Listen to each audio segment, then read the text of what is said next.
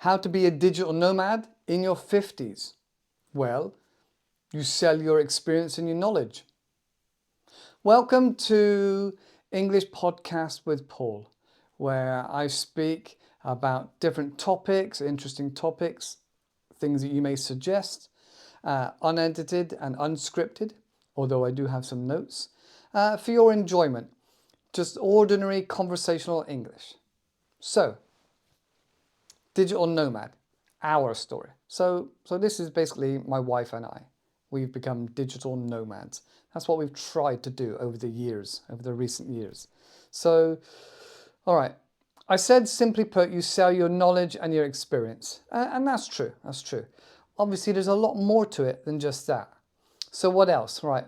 Why isn't everyone doing it? Well, as you know, with anything worth doing, it's worth doing well, and it takes effort and energy.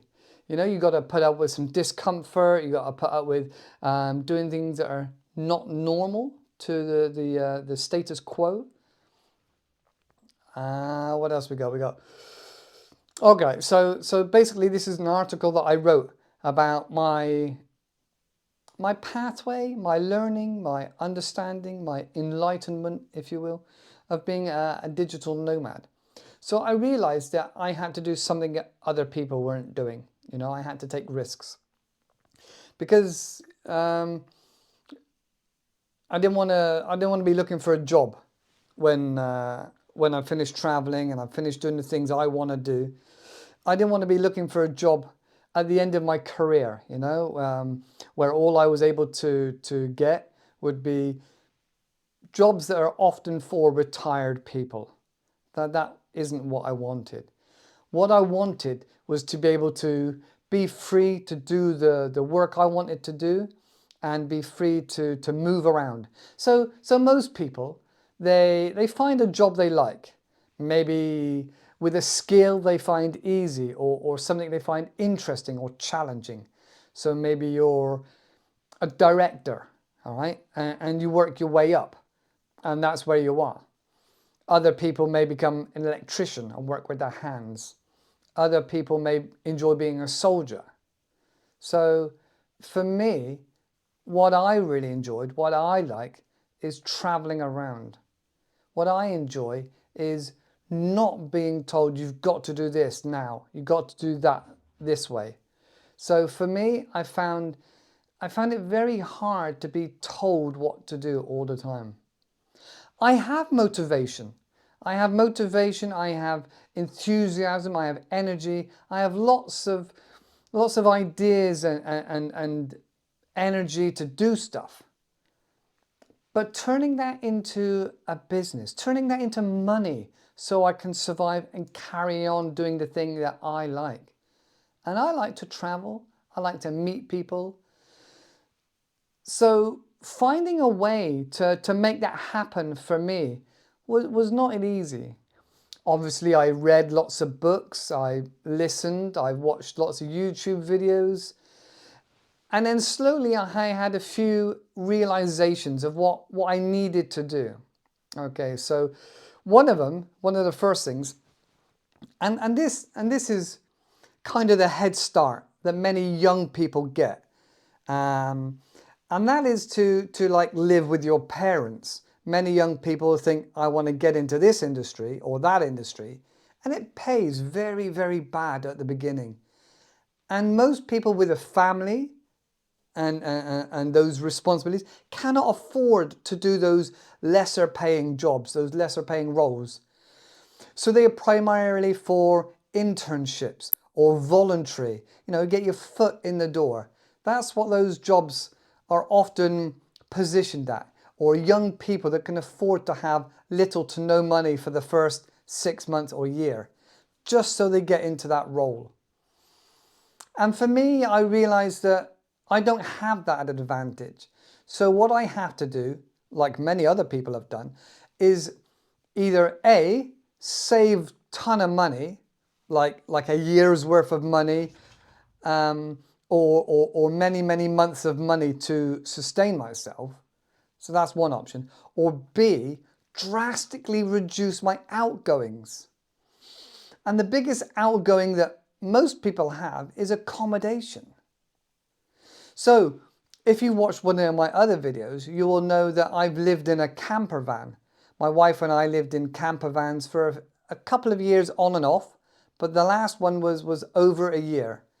We enjoyed the freedom of moving around, and we still worked. So best of both worlds in that respect.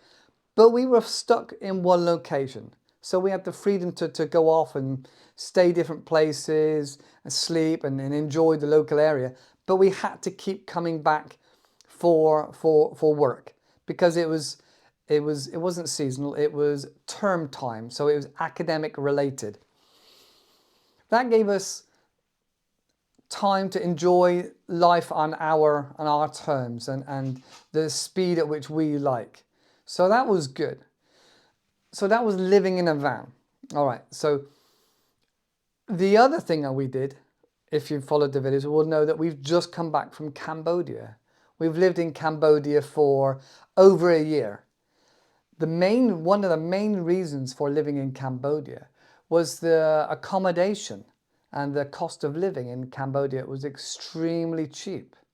So we were able to put our skills into an area where we didn't have to earn a lot of money. For us, for example, it was teaching English. We'd had experience teaching English. We'd had some qualifications in teaching English. And we went to Cambodia and taught English in Cambodian schools. We'd also taught in other schools in Spain and Vietnam, things like that. So we knew we were able to earn money whilst in a different country, have some freedoms,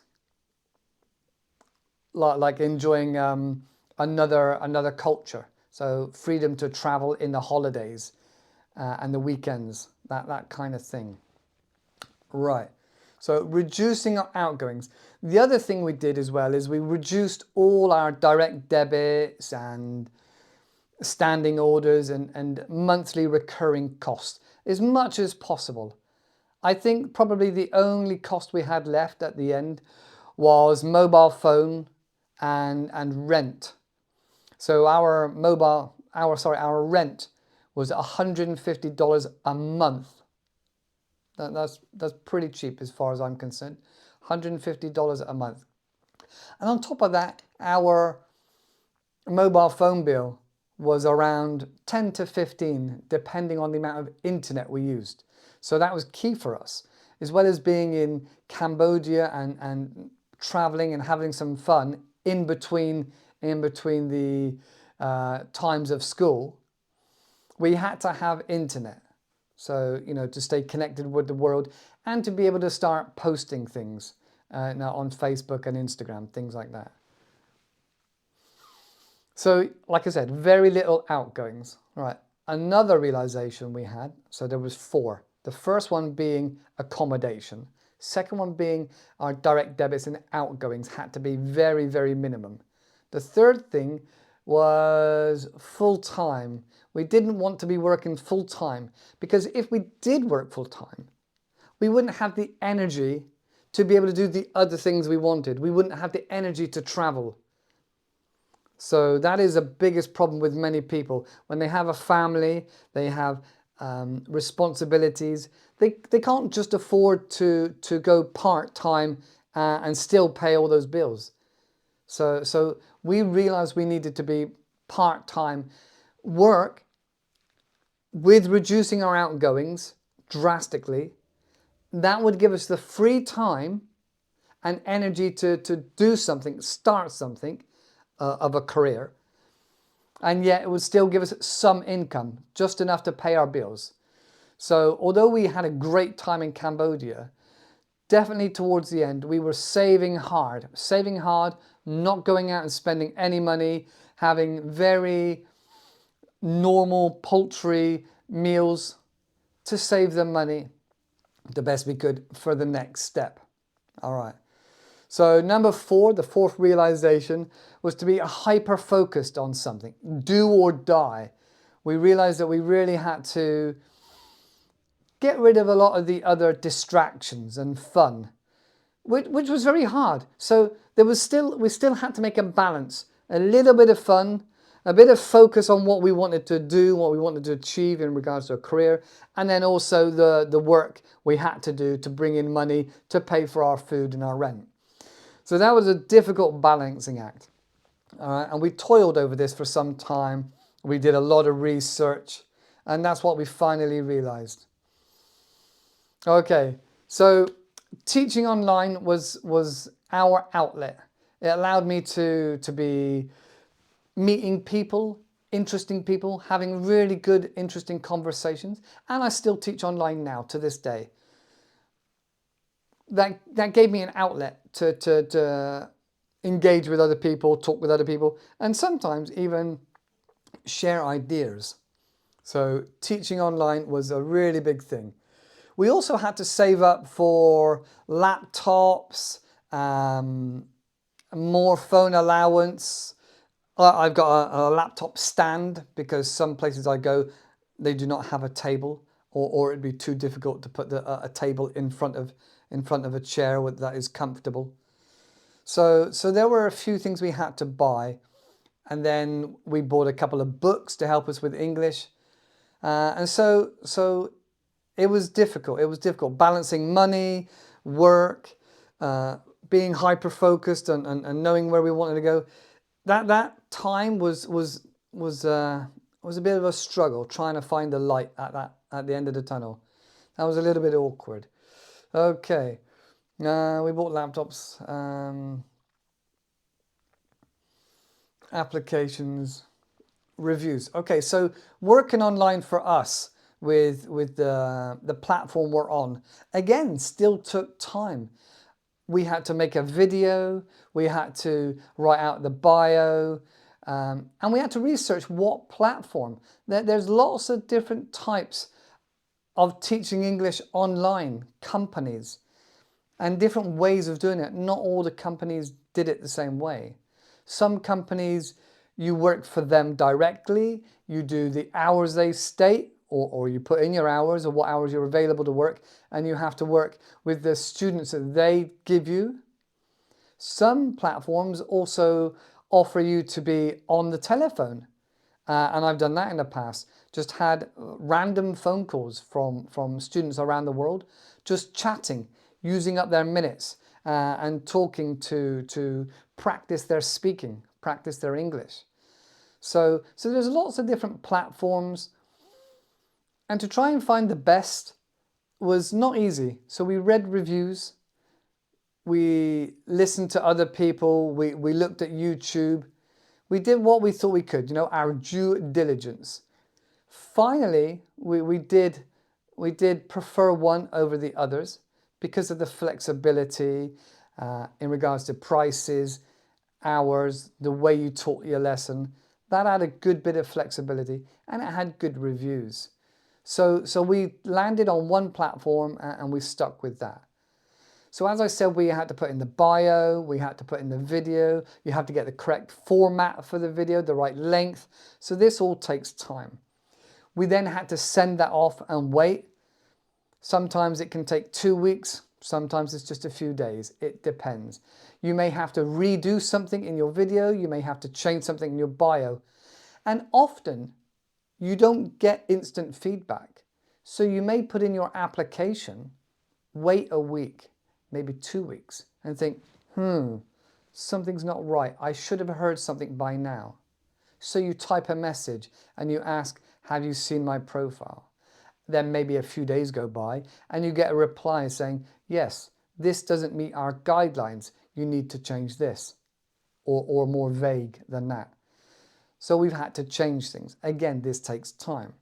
All the while we are burning into our very, very small savings. Also having to ask family to help out financially to cover some of those bills. We got to the point where we started to have trial lessons come in. Our video was live, our profile was live, we had a calendar out.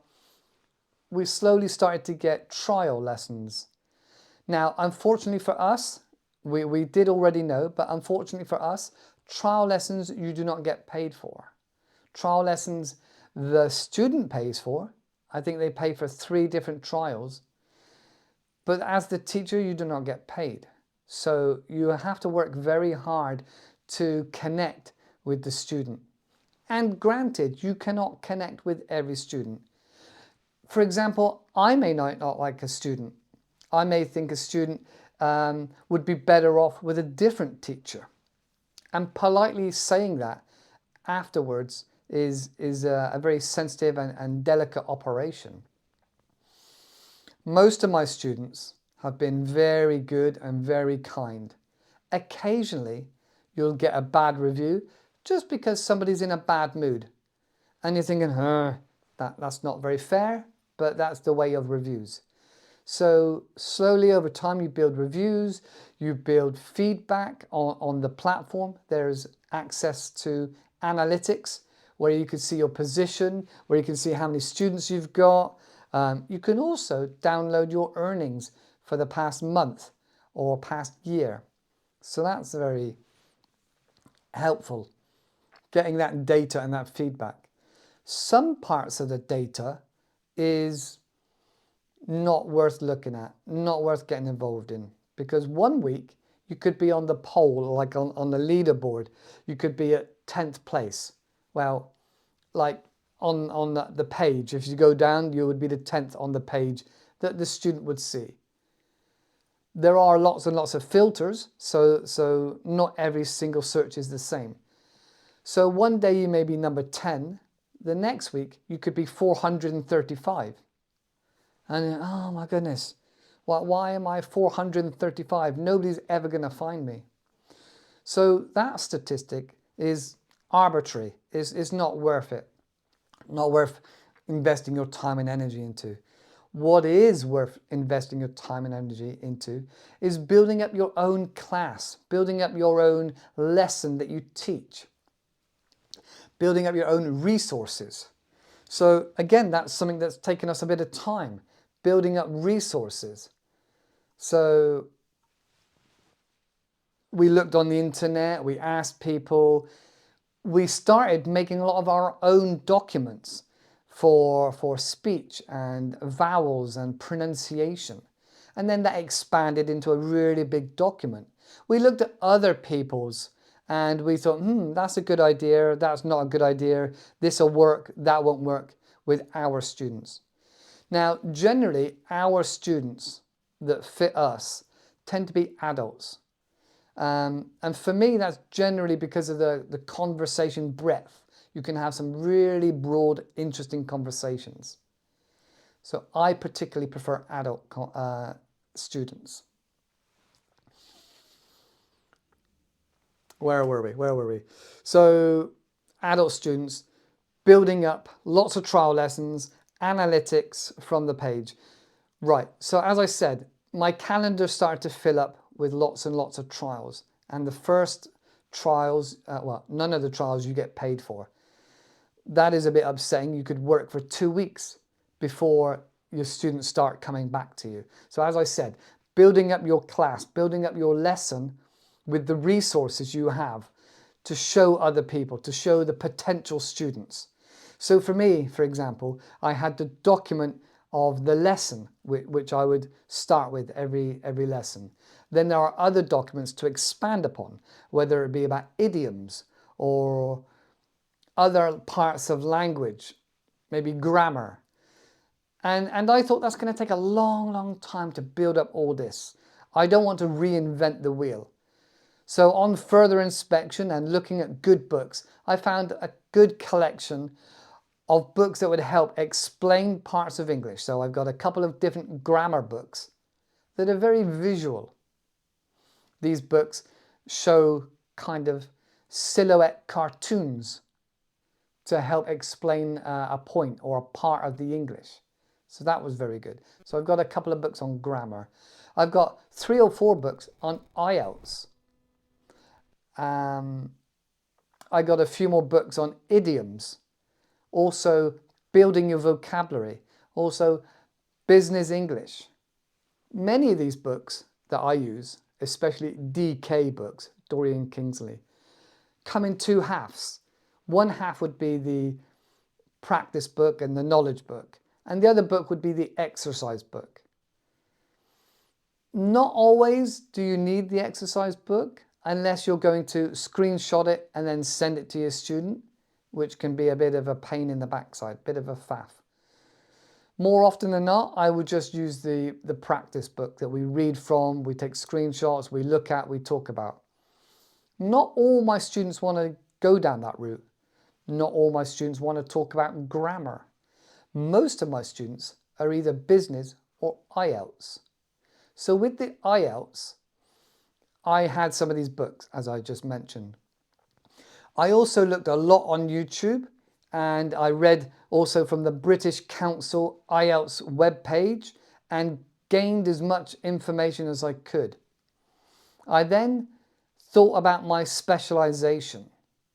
Now, being British English, there was no point in me offering written or listening exercises, which a student could do at a much lower cost from a teacher from, say, South Africa, or a country where their the cost of living is much cheaper.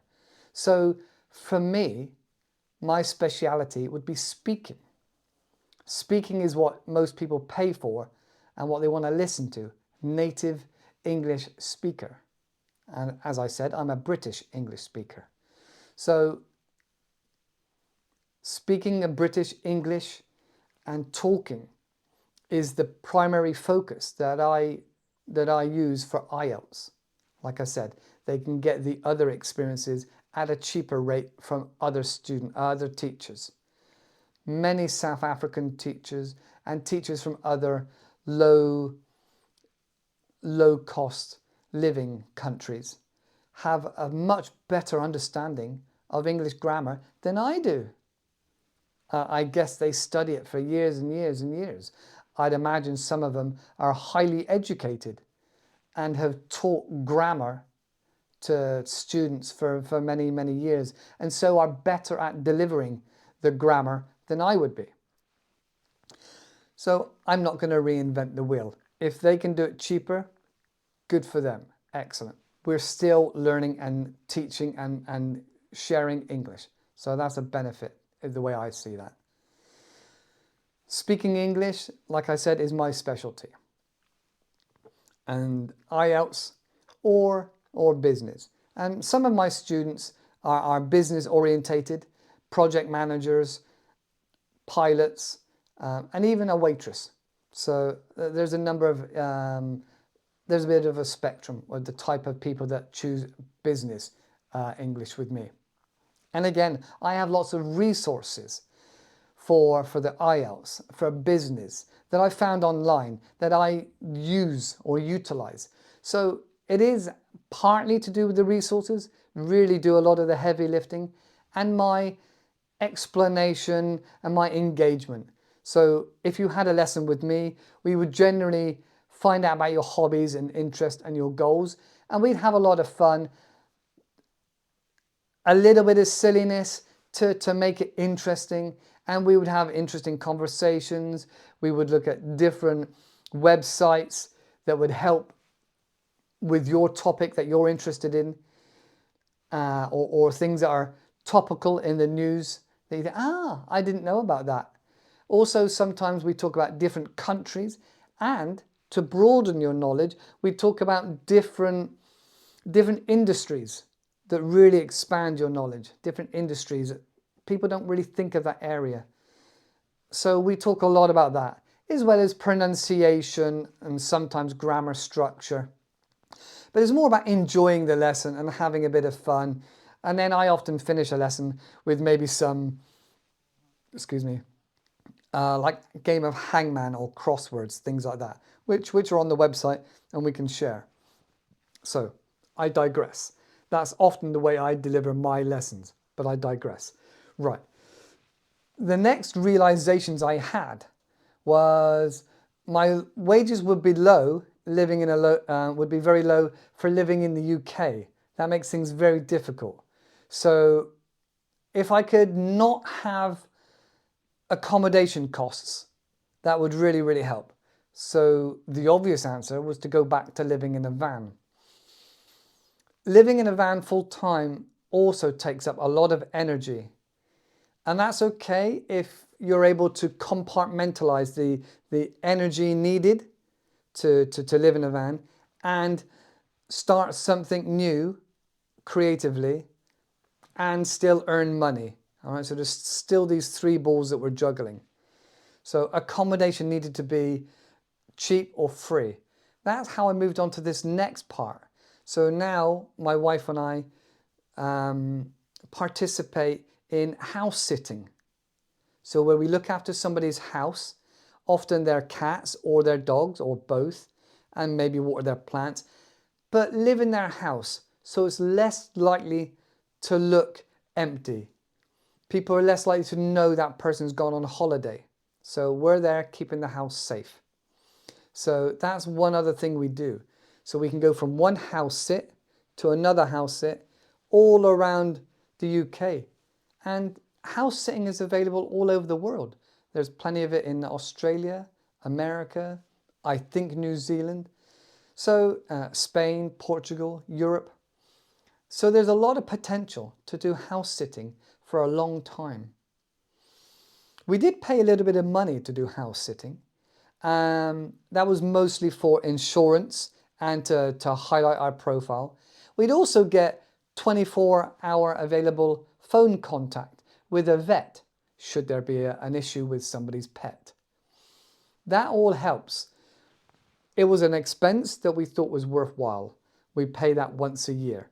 It also gave confidence to the homeowners that would look at our review, that would look at our profile and check our reviews. It would build up reviews of saying how good we've been as looking after the house. So that was all very, very positive way of how we can maintain ourselves staying without paying accommodation. So that was the next thing. Okay. Again, we continue to work on teaching English as well. Teach more, increase our prices. The other option was to increase our prices. That doesn't always have a positive effect. And also working more hours. Again, this juggling of the three balls, working more hours or working less hours and high up prices. But we found the algorithm and our students didn't necessarily respond to that so well. Maybe it's my level of English, maybe it's my teaching expertise, but it is what it is. I don't mind. So I'm at this platform, this plateau of what my value is for now within teaching. So that was the next thing. The third thing, realization, was I knew I had to build an audience. And this is where you come in. I'm building an audience. I want to give to the community. I want to build a community and give to the community something simple that I can offer so easily, such as listening to my voice, speaking naturally, natively, of normal conversation. And in this week, it is about being a digital nomad. Giving this information, this conversation, these podcasts for free. Hopefully it'll build a community. Well, I'm sure it will. There's lots of you out there that like listening to somebody for 30 minutes, 40 minutes, 50 minutes, whilst they're still concentrating on other tasks. It helps build. All the input you can get of English will help build.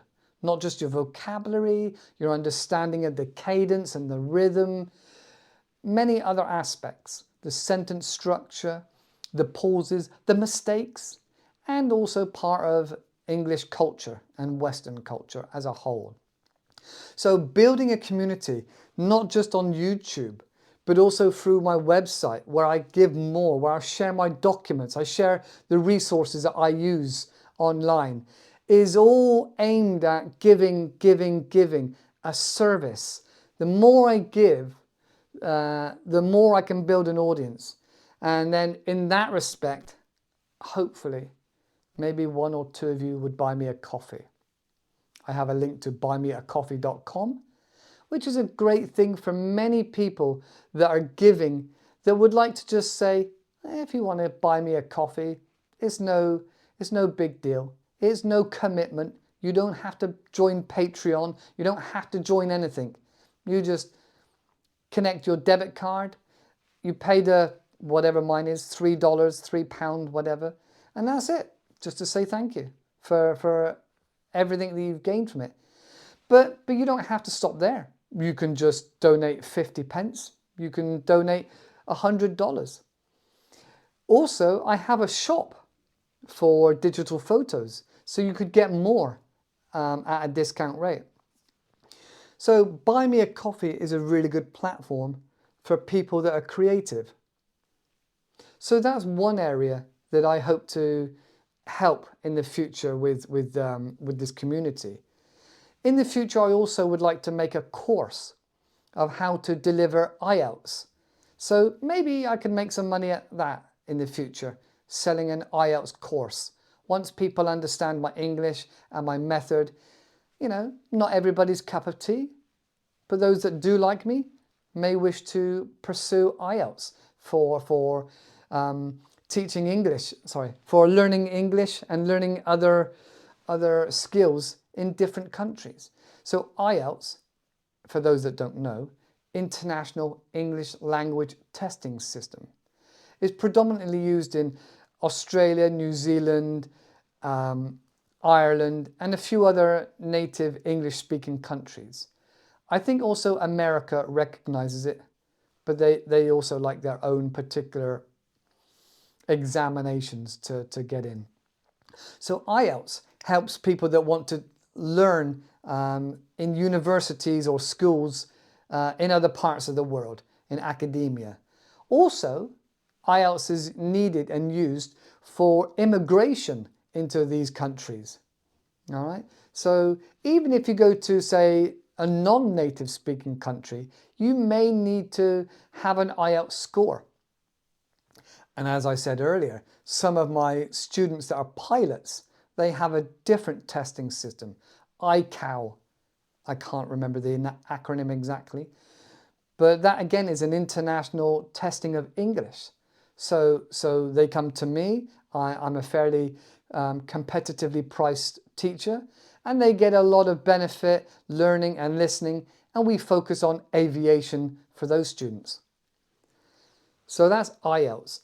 So if I can make a course for that in the future for people, put a message in the comments below if you think that's a good idea. So building this community is a real win-win situation. I can give a lot to the community, build this audience, and hopefully get a little bit of reward in the future. And in doing that, it will allow me to be free from the shackles of an employer, where I can go where I want, and put out as much content as I want, and help build this community and this website. So everybody would win. Okay. I said about the van. I also have a van for in between the houses. Sometimes there's a couple days that we give as a breather. So if somebody comes back from their holiday and they're delayed because of airline issues, then that's fine. We can stay an extra day in their home. But if not, there's a couple days where my wife and I can stay in our van. We have a toilet, we have cooking facilities, we have a bed, we have insulation, we have electricity. So the van also comes in helpful and handy for those short breaks. Right. So basically, it's about building a community. Being a digital nomad is about building a community that you give lots to, and you hope that your audience gains some, or hopefully lots of, what's the word I'm looking for? Lots of,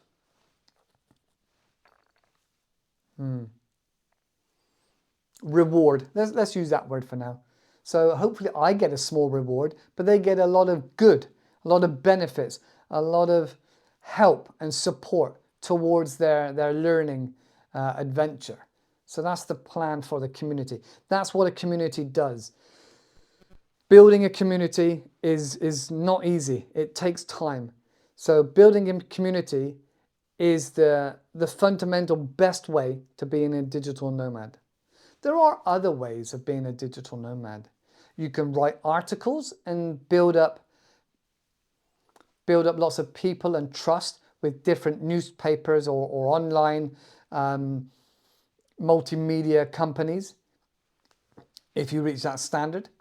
Obviously with ChatGPT, that's going to make things very different. So there are lots of avenues and lots of ways, not just writing articles or being an au pair or a traveling salesperson. There are lots of different ways of being a digital nomad. That was just my way, or my wife's way and my way. All right. If you've got any other ideas, any other thoughts, if you want to put them down in the comments, I would really like to see that, and I will engage with as many as I possibly can. So yeah, it's basically about building an audience, building a brand, and giving out to your community. So being a digital nomad, that's our story and the way it seems to have moved for us. Like I said, there are other ways. Please do share in the comments. And if you get time, have a look at the website. It'll be linked in the description. And remember, keep learning English, keep listening, keep being involved, and enjoy it. Have fun. If you don't have fun, you're not going to sustain it. Have fun. All right. Thank you very much, and I'll catch you in the next video. Take care, and I'll see you again. Bye for now.